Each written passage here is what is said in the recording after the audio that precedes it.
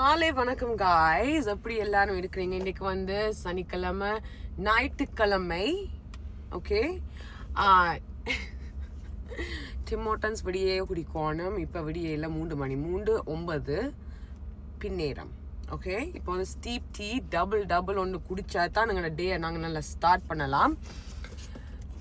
நான் வந்து ஒரு ஒப்சர்வேஷன் செஞ்சிருக்கிறேன்னா, ஓகே, எங்களோட அம்மா ஆக்களுக்கு வருத்தம் ஏதாவது வந்தால் நான் ஃப்ரெண்டுக்கு அடிச்சு சொல்லுவேன். ஓகே, அந்த ஃப்ரெண்ட் வந்து கதையை கேட்காம அவன் சொல்லுவா, ஓ ஐயோ சுதா உங்களுக்குமா தெரியாது, எனக்கும் அந்த சுகர் ப்ராப்ளம்.